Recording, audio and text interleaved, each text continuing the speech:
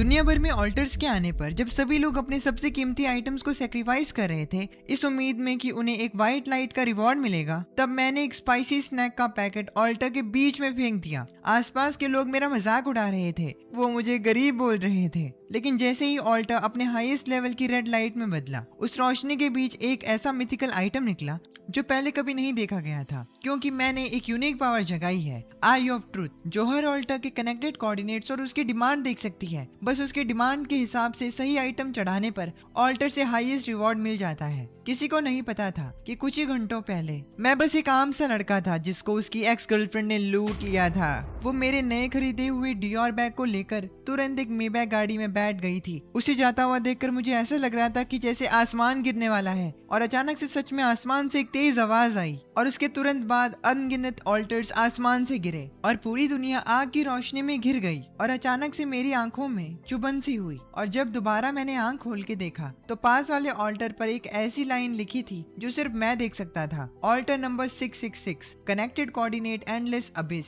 एक giant beast जिसने सब कुछ खा लिया है, लंबे वक्त ने उसको बोर कर दिया है।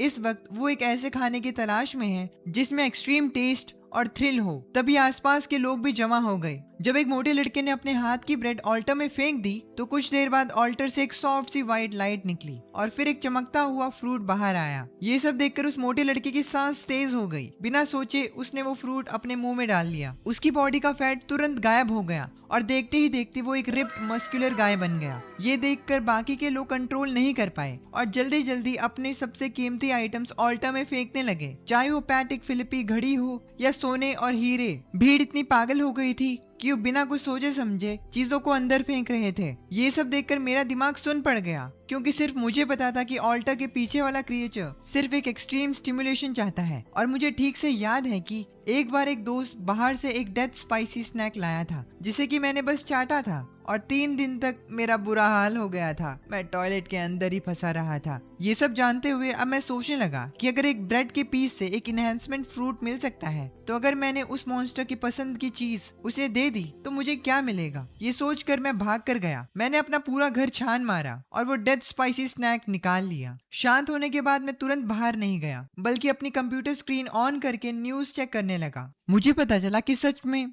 ग्लोबल इंटरनेट पर बवाल मचा हुआ है। हर वेबसाइट पर सिर्फ ऑल्टर वर्ड छाया हुआ था। इसी बीच मैंने एक न्यूज हेडलाइन पढ़ी जिसमें कि लिखा हुआ था कि मिडिल ईस्ट के एक शेख ने एक ट्रक भर के सोना सेक्रीफाइस करके सुपर पावर पा ली। ऑल्टर ने एक ब्लू रोशनी वाला बीज उस आदमी को दिया। उस अमीर आदमी ने जब उस बीज को खाया तो उसे वाइन्स समन करने की खतरनाक पावर मिली। इसके अलावा एक और न्यूज ने मेरा ध्यान खींचा। जापान का सेक्रीफाइस फेल हो गया था और 10 इविल स्पिरिट समन हो गई थी। एक केंडो मास्टर ने अपनी खानदानी तलवार सेक्रीफाइस की थी, पर रिवॉर्ड के तौर पर वहाँ एक ब्लैक स्मोक वाला डीमन निकल आया। फिलहाल जापान में भारी तबाही मची है। मॉन्स्टर को कंट्रोल करने के लिए आर्मी बुला ली गई है। मैं ये सब न्यूज देखकर डर रहा था। मुझे पता चला कि सेक्रीफाइस फेल होने पर डेंजरस डिजास्टर भी आ सकते हैं। इसीलिए ऑल्टर की डिमांड को एग्जैक्टली समझना बहुत जरूरी था। तभी अचानक से मेरा फोन वाइब्रेट किया। चाइना की गवर्नमेंट की इमरजेंसी नोटिस आई थी। इनिशियल रिसर्च से पता चला है कि इन मिस्टीरियस ऑल्टर्स में बड़ा रिस्क है और लिमिट भी है। एक ऑल्टर पर एक इंसान सिर्फ एक बार सेक्रीफाइस कर सकता है। हर इंसान दिन में सिर्फ 3 बार सेक्रीफाइस कर सकता है। साथ ही ऑल्टर्स के आने से एक अननोन एनर्जी पल्स निकली है जिससे दुनिया भर के सारे सीसीटीवी कैमरास खराब हो गए हैं। ये पढ़कर मेरे दिल में खुशी की लहर दौड़ गई। ये तो परफेक्ट मौका है। मैंने अपने फोन पर टाइम देखा। रात के 10 बज रहे थे। डेथ स्पाइसी स्नैक को पैक करके मैंने बिना सोचे समझे चुपचाप प्लाजा की तरफ निकल गया। वहाँ कोई नहीं था, सिर्फ सुबह के बचे हुए खराब आइटम्स पड़े थे। मैंने अपनी जेब से वो डेथ स्पाइसी स्नैक निकाला और फिर ध्यान से उसे ऑल्टर पर रख दिया। अचानक ऑल्टर में एक बड़ा बदलाव आया। एक रेड लाइट आसमान की तरफ निकली। देखते ही देखते पूरा शहर रेड लाइट में कवर हो गया। कुछ किलोमीटर दूर सड़क पर चलने वाले लोग भी इस भयंकर नजारे को देखकर डर गए। उसी वक्त मैंने देखा कि ऑल्टर पर एक काले रंग का बड़ा एग बन गया है। मैंने तुरंत उसे गले लगाया और बिना रुके वहां से गायब हो गया। इस वक्त देश के कैपिटल में एबनॉर्मल अफेयर्स ब्यूरो के हेडक्वार्टर्स में सायरन बज उठा। एक सीरियस चेहरे वाले आदमी ने पूछा, रिपोर्ट जनरल, हमारी इन्फो के मुताबिक हमने उस एरिया को ट्रेस कर लिया है। मैप पर जो लोकेशन दिख रही थी वो वही शहर था जहाँ मैं था, जियांग सिटी का वेस्ट डिस्ट्रिक्ट। इस एरिया को तुरंत एस क्लास ऑब्जर्वेशन जोन घोषित करो। जियांग सिटी ब्रांच को बताओ, किसी भी कीमत पर पता लगाओ कि वो रेड लाइट आखिर क्या थी। इस वक्त तक मैं भागकर घर आ चुका था। अपनी बाहों में उस बड़े एग को देखकर मैं कंफ्यूज था कि ये आखिरकार क्या चीज है। मैंने सोचा इसे तोड़कर गोल्डन फ्राइड राइस तो बना नहीं सकते थे, तो ये किस काम का है। अचानक एग के शेल पर अजीब से वर्ड्स बन गए। Abish demonic dragon egg, quality mythical. अंडा हैच होने के बाद एक अबिस डिमोनिक ड्रैगन पेट के रूप में मिलेगा। उसकी पावर गॉड्स को भी मार सकती थी। ये डिस्क्रिप्शन देखकर मैं बहुत ज्यादा खुश हो गया। जो लोग गेम खेलते हैं उन्हें पता है कि मिथिकल सभी कैटेगरीज में हाईएस्ट होता है। उस डेथ स्पाइसी स्नैक ने मुझे बिल्कुल भी निराश नहीं किया। तभी मुझे कुछ अजीब लगा। मेरी आंखें ऑल्टर के रिवॉर्ड आइटम को भी एनालाइज कर सकती थी। ये देखकर मैं थोड़ा हैरान हुआ। मैं भागकर वॉशरूम गया और मिरर में खुद को घूर कर देखने लगा। मिरर पे एक टेक्स्ट दिखा, आई ऑफ ट्रुथ, क्वालिटी यूनिक, हर चीज का कॉज एंड इफेक्ट देख सकती है। और तो और मेरी आंखें मुझे ऑल्टर को देखने पर उसके कनेक्टेड कोऑर्डिनेट और रिक्वायरमेंट दिखाती है। ऑल्टर से जुड़ी आइटम्स को देखने पर मुझे उनकी क्वालिटी, नाम, सब कुछ पता चलता है। ये जानकर मैं बहुत ज्यादा खुश हुआ। मुझे अपनी एबिलिटीज के बारे में सब कुछ पता चल चुका था। मैं खुद से बड़बड़ाता हूँ, मैंने नहीं सोचा था कि इन आंखों के इतने सारे यूजेस होंगे। अचानक मुझे पिछली न्यूज पोस्ट याद आई जहां बहुत से लोगों को अजीब लकड़ी या नॉर्मल से पत्थर मिले। उन्हें पता नहीं था कि उनका क्या यूज है, तो वेस्ट हो गए। पर मेरा केस बिल्कुल अलग है। मुझे बस एक बार उन चीजों को देखना है और मुझे सब इन्फो मिल जाएगी। फ्यूचर में हिडन जेम्स ढूंढना अब मेरे लिए पॉसिबल था। मैंने ड्रैगन एग को ब्लैंकेट में रखा, घड़ी में टाइम देखा, रात के 10:30 बज रहे थे। आज का दिन खत्म होने में सिर्फ 1.5 घंटा बाकी था। मेरे पास अभी भी 2 और सेक्रीफाइस चांसेस बाकी थे। ये सोचकर मैंने जरूरत की चीजें अपने बैग में डाल ली, जैसे मिंट ऑयल, लाइटर और एक फिलोसफी की बुक। इन्हें बाकी लोग कचरा समझते थे, पर मैंने इन्हें रख लिया। इनके साथ मैंने एंड में अपनी सेफ्टी के लिए एक फ्रूट नाइफ भी रख लिया था। तभी मेरी नजर टेबल पे रखे फोटो फ्रेम पर पड़ी। फोटो में शिया वेवेक बड़ी खुशी से मुस्कुरा रही थी। ये सोचकर कि इसे रखने का कोई फायदा नहीं है, मैंने फोटो को जेब में डाल लिया ताकि फेंक सकूं। घर से निकलकर मैं सीधा वेस्ट सिटी के अबैंडन फैक्ट्री एरिया में गया। वो जगह काफी टाइम से बंद थी और वहां का रास्ता कॉम्प्लेक्स था, जो एक्शन लेने के लिए बेस्ट जगह थी। तभी अचानक मेरा फोन बजने लगा। कॉल करने वाला कोई और नहीं, मेरी एक्स गर्लफ्रेंड शिया वाई वाई थी। मैंने सीधा कॉल को कट किया, ब्लॉक करके डिलीट भी कर दिया। उसी वक्त 5 स्टार होटल में शिया वाई वाई जैंग यांग के साथ थी। उसे लगा था कि मैं अभी भी अपने टूटे फूटे रेंट के घर में उदास बैठा हूँगा, पर नेक्स्ट सेकंड ही मैंने कॉल कट कर दिया। ये देखकर मेरी एक्स गर्लफ्रेंड के अंदर गुस्से की एक आग सी जल उठी। वो सोचने लगी जिस लूजर को उसने छोड़ा था उसकी हिम्मत कैसे हुई कॉल काटने की। उसके साथ जैंग यांग था, जो कि उसकी बात सुनकर उससे पूछता है, क्या हुआ बेबी। बस एक सिंपल से सवाल ने शिया वाई वाई का सारा गुस्सा शांत कर दिया। अपने सामने वाले आदमी को देखकर वो बहुत खुश थी, क्योंकि वो आसानी से हजारों के बैग्स और लाखों की वॉच दिला सकता था उसे। आज के टाइम में ये बेस्ट सेक्रीफाइस आइटम्स थे, और सच्चा प्यार या वादे इन फायदों के सामने सब बेकार थे। आखिर उसने मेरा दिया हुआ डियोर बैग सेक्रीफाइस किया था, जिससे ऑल्टर से कमाल की ग्रीन लाइट निकली, और उसके अगले 2 सेक्रीफाइस में भी लक के तौर पर ग्रीन लाइट ही आई थी। इन सब से लग रहा था कि वो इस न्यू एरा की डेस्टिनी की रानी है। पास बैठा जैंग यांग भी शिया वेवे का ख्याल रख रहा था, पर उसकी आंखों में एक चालाकी थी। उसने पहले बस थोड़े पैसे खर्च करके मजे लेने का सोचा था, पर उसे पता नहीं था कि इस औरत की किस्मत इतनी अच्छी होगी कि इसे लगातार 3 बार ग्रीन लाइट मिलेगी। इसीलिए जैंग यांग सोचने लगा इसे अपने पास रखने से शायद बाद में फायदा हो। दूसरी तरफ मैं उस अबैंडन फैक्ट्री एरिया में पहुंच चुका था। मुझे रात 12 बजने से पहले 2 सही ऑल्टर ढूंढने थे, वरना मौका वेस्ट हो जाता। थोड़ी ही दूर चलकर मुझे एक ऑल्टर दिखा, altar number 25091, connected coordinate scrap machinery spirit. एक मैकेनिकल इंप जिसे कचरा जमा करना पसंद है। उसे बॉटल के कैप से काफी ज्यादा लगाव है। ये इन्फॉर्मेशन देखकर मैंने अपना सर हिलाया। एक कचरा चुगने वाला मैकेनिकल इंप, ये कोई अच्छी चीज क्या ही देगा। फिर मैं थोड़ा आगे बढ़ा, तब एक और ऑल्टर सामने आया, ऑल्टर नंबर 18472, कनेक्टेड कोऑर्डिनेट सूखा तालाब। एक मरने वाली फिश स्पिरिट जो आखिरी बार मीठा पानी पीना चाहती थी, लेकिन इस ऑल्टर से भी मैं सेटिस्फाइड नहीं हुआ, और मैं तब तक चलता रहा जब तक कचरे से भरी नैरो स्ट्रीट में नहीं पहुंच गया, ये कंफर्म करके कि कोई वहां नहीं है। मैंने उस ऑल्टर पर फोकस किया, altar number 4444, connected coordinate tragedy theatre. एक ट्रेजेडी ड्रामा की हीरोइन जो स्टेज पर हमेशा घूमती रहती है। वो अपने पहले से ही फिक्स्ड स्क्रिप्ट से बोर हो चुकी है। अब उसे एक ऐसी चीज चाहिए जो असली बिट्रेयल से भरी हो, जिसमें बहुत ज्यादा नफरत और दर्द भरा हो। ये पढ़कर मेरी सांस रुक गई। पहले तो ऑल्टर का नंबर 444 था और उसकी डिमांड भी एकदम अजीब लेवल की थी। फिर मुझे याद आया कि मेरा अभी हाल फिलहाल में ही तो ब्रेकअप हुआ था। मैंने शिया वाई वाई की फोटो बाहर निकाली और फिर उस पर फ्रूट नाइफ से कट लगाए। डर था कि नफरत और दर्द पूरी तरह से एक्सप्रेस नहीं हो पाएगा, इसीलिए मैंने आंखें बंद की और याद करने लगा, हम दोनों अलग अलग दुनिया के हैं, प्लीज मुझे और परेशान मत करना। शिया वाई वाई की ये बात सोचकर मैं अचानक मुस्कुराया। मैंने जेब से लाइटर निकाला और फोटो का थोड़ा हिस्सा जलाकर काला कर दिया। फिर मैंने उसको ऑल्टर पर रख दिया। अचानक एक पर्पल लाइट पिलर निकला। इसकी रोशनी रेड लाइट जितनी तेज तो नहीं थी और न्यूज में भी इस कलर की लाइट के बारे में नहीं बताया गया था। मुझे इस लाइट से काफी उम्मीद होने लगी। तभी वहां 5 पुरानी टिकट्स बाहर आईं और मैंने उन्हें तुरंत अपने हाथ में पकड़ लिया। आई ऑफ ट्रूथ एक्टिवेट हुई और टेक्स्ट आगे आया, सीरीज आइटम एक्ट 4 का एडमिशन टिकट, क्वालिटी एपिक, एक बार यूज होने वाला कंज्यूमेबल आइटम। इस टिकट को यूज करने पर किसी के भी अंदर के सबसे डीप डर या दर्दनाक मेमोरीज को बाहर लाया जा सकता है,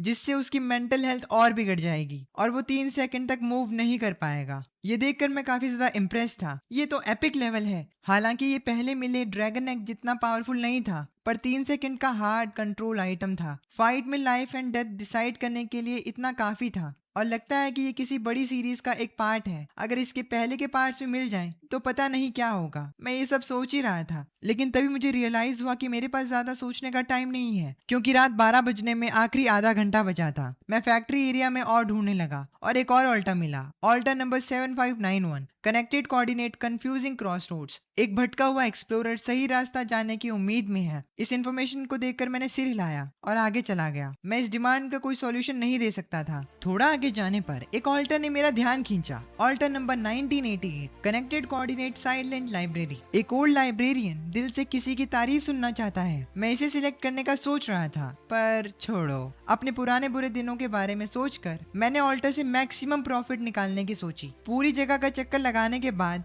आखिरकार एक बड़ा वर्कशॉप मिला, जिसके अंदर अजीब तरीके से एक ऑल्टा खड़ा था, ऑल्टा नंबर 101010। नंबर देखकर मुझे ज्यादा फर्क नहीं पड़ा, पर अगले ही पल समझ आ गया कि ये नंबर एक्चुअली एक बाइनरी कोड है। अजीब टेक्स्ट बाहर आया, connected coordinate logic starting point. एक सुपर एआई जो खुद का कॉन्शियसनेस बनाने वाला है। वो सभी कॉम्प्लेक्स कैलकुलेशन जानता है, पर फिर भी एक पैराडॉक्स समझ नहीं पा रहा। इंटेलिजेंट क्रिएचर उन क्वेश्चंस के बारे में क्यों सोचते हैं जिनका सर्वाइवल से कोई लेना देना नहीं। उसे इस यूजलेस विजडम का एक सैंपल चाहिए। मैंने तुरंत डिसाइड किया कि यही सही है और बैग से एक बुक निकाली। बुक का नाम था बीइंग एंड नथिंगनेस, जो कि एक एग्जिस्टेंशियल फिलॉसफी बुक थी। ये बुक ऑल्टा के दिमाग से एकदम मैच करती थी। बुक को ऑल्टा पर रखने के बाद एक तेज आवाज आई, जिसे सुनकर मुझे लगा कि मेरे कान फटने वाले हैं। हवा में भी एक इलेक्ट्रॉनिक वायर जलने की बदबू आने लगी। मैं डर गया, क्या मैंने इसके अंदर का सीपीयू जला दिया? अचानक एक गोल्डन लाइट ऊपर आसमान में निकली। पूरा वर्कशॉप गोल्डन रोशनी में था। मेरा दिल जोर जोर से धड़कने लगा। किसने सोचा था कि कुछ ही घंटों में मैं रेड, पर्पल और गोल्डन 3 ऐसी रोशनियां इकट्ठी कर ली हैं जो इंटरनेट पर भी किसी ने नहीं देखी थी। अचानक पीछे से एक ठंडी और जानलेवा फीलिंग आई। तेज रोशनी में मैंने एक काली परछाई को देखा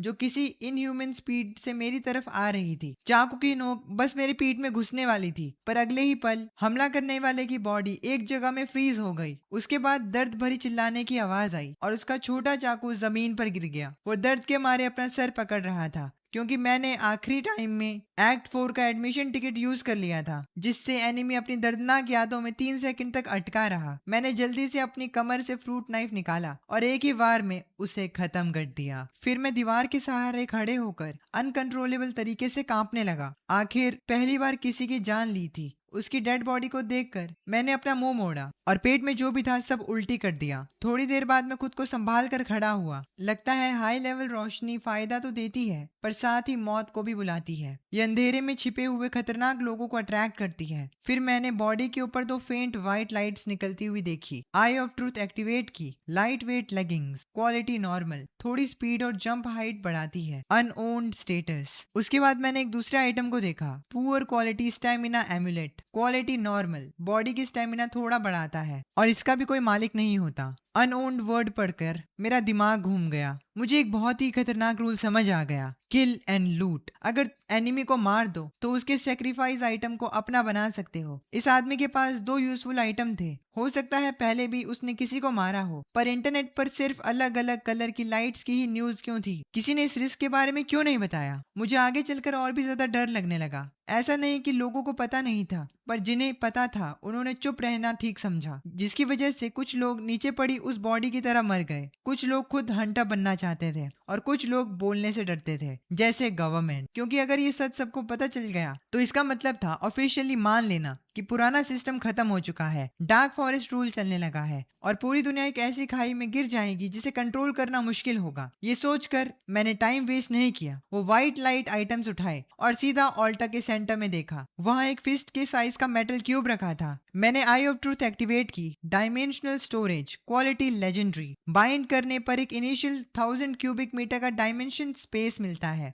दिमाग की सोच से इसमें ऑल्टा के आइटम स्टोर और निकाल सकते हो। ये तो लेजेंडरी लेवल का आइटम निकला और एकदम मस्त सपोर्ट आइटम था। मुझे तुरंत अपने उस डिमोनिक ड्रैगन एग की याद आई जो घर पर था। मैंने सोचा कि उसे इस डायमेंशन में रखना सबसे सेफ रहेगा। जैसे ही मेरी उंगली क्यूब को टच की, मेरे माइंड में एक बहुत बड़ा स्पेस ऐड हो गया। मेरे सोचते ही एक्ट 4 का एडमिशन टिकट भी अंदर चला गया। ये सब करने के बाद मैंने फोन पर देखा, रात के 12 बज चुके थे। फिर मैंने उस खून से भरे फ्रूट नाइफ को रखा और उस जगह से निकलने का सोचा। पर जैसे ही मैं बाहर गया, अचानक आसमान को फाड़ते हुए एक बड़ी बिजली चमकी और बड़ी बड़ी बूंदों में बारिश शुरू हो गई। अभी थोड़ी देर पहले तो चांद सितारे चमक रहे थे, अचानक इतनी भयंकर बारिश कैसे? मैं सोचता हूँ कि ये बारिश काफी ज्यादा अजीब है, इसीलिए मैं वहीं रुके रहा और बाहर नहीं गया। मेरे बैग में एक छाता था, लेकिन मुझे नहीं पता था कि बारिश से कोई खतरा है या नहीं। ऑल्टर्स के आने के बाद दुनिया बहुत ज्यादा बदल चुकी थी। अब कहीं पर भी कुछ भी हो सकता था, इसीलिए मैंने वहीं रुकने का फैसला किया। तभी मैंने अपना फोन निकालकर चेक किया। सच में इंटरनेट पर बारिश से रिलेटेड मैसेजेस आने लगे थे। पहले ट्रेंडिंग टॉपिक सैक्रिफाइसेस आइटम था। अब सब यही पूछ रहे थे कि ओए, तुम्हारे उधर भी बिजली कड़क कर बारिश हो रही है क्या? भाइयों, इस बारिश में जरूर कुछ झोल है, भीगना मत, म्यूटेट मत हो जाना। मेरा क्या होगा? मैं भीग गया। मैंने तो अभी तक अपनी गर्लफ्रेंड का हाथ भी नहीं पकड़ा था। प्लीज मुझे ज़ॉम्बी मत बनाना। पोस्ट तेजी से रिफ्रेश हो रहे थे और मेरा दिल भी धीरे धीरे डरने लगा। अगर बारिश सच में लोगों को इन्फेक्ट करती है तो नतीजा बहुत बुरा होगा। मैं इसका तोड़ सोच ही रहा था कि तब भी एक रेड कलर की पोस्ट ने मेरा ध्यान खींचा और मैं चौंक गया। ओह शिट, बहुत बड़ी गड़बड़ हो गई। ऑल्टर्स गायब हो गए हैं। मैंने तुरंत पीछे घूमकर देखा और सच में पिछला ऑल्टर गायब हो चुका था। साथ ही में मैंने डर कर ये भी देखा कि वो मरी हुई बॉडी भी वहां से गायब थी। पर मुझे यकीन था कि वहां और कोई नहीं आया था और इसका एक ही रीजन हो सकता है, और वो है ये बारिश। इसके आने का मतलब है कि ऑल्टर्स गायब हो जाएंगे और ये पिछले दिन की सारी चीजों को धो देगी। ऊपर से पूरी दुनिया के कैमरास बंद पड़े थे। क्या ये मर्डर करके लूट मचाने का परफेक्ट एनवायरनमेंट नहीं है? जब पता चला कि बारिश खतरनाक नहीं है तो मैंने छाता निकाला और घर की तरफ निकल गया। मेरे जाने के थोड़ी देर बाद एबनॉर्मल अफेयर्स ब्यूरो वहां आई। जल्दी ही उनको वो जगह मिल गई जहां कुछ देर पहले तक ऑल्टर था।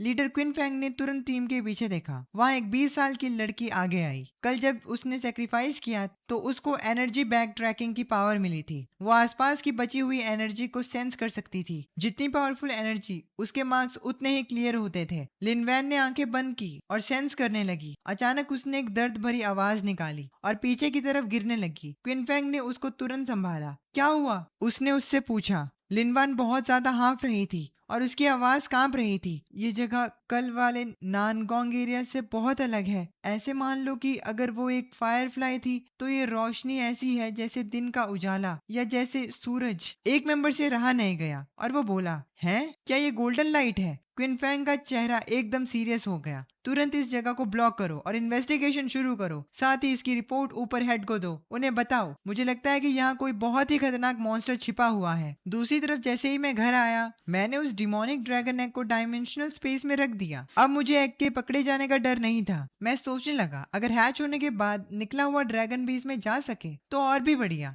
पर उससे पहले सबसे बड़ी बात ये थी कि इसे हैच करे कैसे। मुझे मूवीज में देखा हुआ ब्लड कॉन्ट्रैक्ट याद आता है और मैं वही चीजें ट्राई करने लगता हूँ। जैसे ही मैंने अपने खून की एक बूंद एग शेल पर डाली, अचानक ड्रैगन एग पर एक छोटी लाइन लिखी हुई आई, हैच कंडीशन, काफी मात्रा में खून एब्जॉर्ब करना। ये मेरे आइडियाज से थोड़ा अलग था, पर अपना खून देना काफी नहीं होगा। अब कल ही जाकर कुछ और करना पड़ेगा। आज दिन भर मैं अलर्ट रहा और इस वजह से मैं काफी थक चुका था, इसीलिए मुझे जल्दी नींद आ गई। सुबह 5 बजे एक जोर की सायरन आवाज ने मुझे उठा दिया। देखा तो ऑल्टर सच में वापस आ चुके थे। मैंने फोन निकाला और फॉरम चेक किया। जल्दी मुझे कुछ नए अपडेट्स मिले। रात की ग्रे बारिश से बॉडी को कोई हार्म नहीं होता और साथ ही बारिश सुबह 5 बजे रुक जाती है और ऑल्टर्स वापस आ जाते हैं। उठने के बाद मैंने सोचा कि बाहर चलकर कुछ खा लिया जाए और सोचा जाए कि अंडे के लिए इतना खून कहाँ से मिलेगा। मैं तुरंत रेस्टोरेंट में नूडल्स का ऑर्डर देकर अपना फोन चेक कर रहा था, पर आज भी इंटरनेट पर सब लोग सिर्फ सेक्रीफाइस के बारे में बातें कर रहे थे। कुछ लोग तो सेक्रीफाइस के चक्कर में जुआरी बन चुके थे। जब मैं अपने नूडल्स खा रहा था तभी मैंने बगल में दो आदमियों की बात सुनी। एक आदमी एकदम अजीब सा सस्पेंस बनाकर बोला, बाहर लोगों को देखो, इनको बस सेक्रीफाइस का फितूर चढ़ा है, अपने पुराने एंटीक और ज्वेलरी किसी जुआरी की तरह दे रहे हैं, पर एक इम्पोर्टेंट चीज भूल गए हैं। दूसरा आदमी ये सुनकर बड़ा क्यूरियस हुआ। ये बात सुनते ही मेरे दिमाग में एक जोर की बिजली कड़की। मुझे याद आया कि फूड प्रोसेसिंग में मीट होता है और वो कहाँ से आता है? स्लॉटर हाउस से। मैंने सोचा कि अगर मैं कोई स्लॉटर हाउस खरीद लूं तो खून वाली प्रॉब्लम सॉल्व हो जाएगी। मैं जल्दी से अपने घर वापस आया और कंप्यूटर पर सर्च करने लगा। ऑल्टा इफेक्ट की वजह से कई फैक्ट्रीज बिक रही थी। जल्दी से मैंने एक पोस्ट पकड़ी। उसमें लिखा था, वेस्ट सिटी आउटस्किट का छोटा स्लॉटर हाउस पर्सनल रीजंस की वजह से जल्दी बेचना है, प्राइस नेगोशिएबल है। मैंने बिना सोचे उस पर कॉल लगाया। तुरंत उस आदमी के साथ मिलने का टाइम फिक्स कर लिया। कॉल रखने के बाद मैंने बैंक अकाउंट का बैलेंस देखा और उन्हें देखकर मैं सोचने लगा, ये पैसे शायद दूसरे लोगों के लिए ऑल्टर पर सेक्रीफाइस करने के भी काम ना आए, पर इससे अभी मेरा ड्रैगन का घोंसला मिल सकता है। दोपहर के 2 बजे मैं जियांग सिटी के आउटस्कर्ट्स में गया। वहाँ एक मिडिल एज आदमी ने मुझे वेलकम किया और अपनी फैक्ट्री दिखाने लगा। मैं बस आसपास घूर रहा था और कुछ नहीं बोला। मेरा ये ठंडा और इंटरेस्टेड ना दिखने वाला बिहेवियर देखकर आदमी कंफ्यूज हो गया और डरते डरते थोड़ा बड़ा हुआ रेट बताया, लेकिन मैंने उसे कुछ नहीं कहा, सिर्फ ना में सर हिलाया। बहुत बार्गेनिंग के बाद आखिरकार उसके बताए प्राइस के 40% पर मैंने उस जगह को खरीद लिया था। अगले आदमी ने कॉन्ट्रैक्ट साइन करने के बाद चाबियां मुझे दे दी थी और पास वाले फार्म्स के नंबर भी दे दिए थे, जिससे मेरा सप्लाई वाला प्रॉब्लम डायरेक्टली सॉल्व हो गया। मैंने जब उस फैक्ट्री का चक्कर लगाया तब मुझे बेसमेंट का खुफिया रास्ता मिला। वो एक पुराना स्टोरेज रूम था। अचानक मैंने अपने आई से एक छोटी सी एनर्जी सेंस की। धीरे धीरे लकड़ी का बोर्ड हटाया तो एक ऑल्टा मेरे सामने दिखा। ये ऑल्टा एकदम ब्लड रेड था और वहां से दिल धड़कने की आवाज आ रही थी। अपना डर को दबाते हुए मैंने आई ऑफ ट्रूथ चलाई, जिसकी वजह से मेरी आंखों में बड़ा दर्द हुआ। तब आग जैसी लाल रंग के लेटर्स उभरे, altar number 40, connected coordinate crimson throne, सभी चीजें खाना है जब तक क्रिम्सन का राज ना आ जाए। स्पेशल एट्रीब्यूट इटर्नल ऑल्टर, ये ऑल्टर हमेशा यहाँ रहेगा और तुम्हारे डेली सेक्रीफाइस लिमिट कंज्यूम नहीं करेगा। तुम इस पे अनलिमिटेड सेक्रीफाइस कर सकते हो। स्पेशल एट्रीब्यूट फ्लैश फर्नेंस, तुम किसी भी ऑल्टर आइटम को वापस ब्लड एंड फ्लैश मटेरियल में बदल सकते हो। मैं उस ऑल्टर को देखकर काफी ज्यादा हैरान हो गया। वो ऑल्टर मेरे अब तक का सबसे छोटे नंबर वाला ऑल्टर था और ये हमेशा यही रहेगा। सबसे डेंजरस बात थी कि इस पे सेक्रीफाइसेस लिमिट नहीं है और ये जगह मेरी एक प्राइवेट प्लेस थी। मैंने सोचा कि अगर एक बार ये ऑल्टर सेटअप बन जाए तो वो यूजलेस आइटम्स अब ब्लड एनर्जी पावर एलिमेंट्स बनाएंगे जो कि मेरे फिजिक को बढ़ाएंगे। मैं इसको चेक करने के लिए रुक नहीं पाया। आखिर मेरे पास कल रात का ऑल्टर रिवॉर्ड था। जब मैंने वो पुअर क्वालिटी स्टेमिना एम्यूलेट अंदर डाला तब ऑल्टर के बीच में से एक पुराने स्टाइल की छोटी ग्लास बॉटल निकली जिसके अंदर थोड़ा सा काला लिक्विड था। आई ऑफ ट्रूथ चलाने पर डिटेल आई, name original blood, quality normal. इसे पीने के बाद तुम्हारा ब्लड एनर्जी परमानेंटली थोड़ा बढ़ जाएगा। ये जैसा मैंने सोचा था बिल्कुल वैसा ही था। बिना हेजिटेट किए मैंने इसे पी लिया। मुझे लगा था ये अजीब और बदबूदार खून होगा, पर सच में ये काफी स्मूथ और स्वीट था। जब मैं सोच रहा था कि कोई रिएक्शन क्यों नहीं हुआ, अचानक मेरी बॉडी में एक हीट वेव आई। मुझे महसूस हुआ कि मेरा हर एक सेल बॉडी की हीट को तेजी से खींच रहा है। मेरी बॉडी से भाप निकलने लगी। ये बाकी प्रॉप से बिल्कुल अलग फीलिंग दे रहा था क्योंकि ये डायरेक्ट मेरे ब्लड से आ रहा था। मैं मीट के एक टुकड़े के पास गया और मेरे एक सिंपल से पंच ने उस भारी 100 पाउंड के मीट को उड़ाकर कॉर्नर में फेंक दिया। ये मेरे एक्सपेक्टेशन से ज्यादा भयंकर था। सोचो तुमने अभी सिर्फ एक नॉर्मल ओरिजिनल ब्लड की बोतल पी है। इस स्पीड से फिजिकल गॉड बनना अब सपना नहीं था। मैं अपनी बॉडी कंट्रोल कर रहा था। Alright guys, this was it. कल मेरा एग्जाम है तो मैंने इसे जितना हो सके उतना शॉर्ट रखने की कोशिश की है। ओह सॉरी, आज मेरा एग्जाम है 8 साढ़े 8 बजे, देखोगे यार। एनीवेज एग्जाम और मैं एक रात पहले पूरी वीडियो बना चुका हूँ इसके बारे में। एक थोड़ी सी रह गई है, ये प्लेन करना कर ही देते हैं यार। नहीं, बाद में करूंगा, थक गया हूँ अब। Anyways, thanks for watching this video. अगर तुम्हें इसका पार्ट 2 चाहिए होगा तो प्लीज़ कमेंट सेक्शन में पार्ट 2 लिख देना और इस वीडियो को जितना हो सके उतना हाइप कर देना। अगर इस वीडियो को 50,000 हाइप पॉइंट्स मिल जाते हैं तो मैं इसका पार्ट बनाऊंगा, वरना ना। Thanks for watching, this is anime Shubh signing off.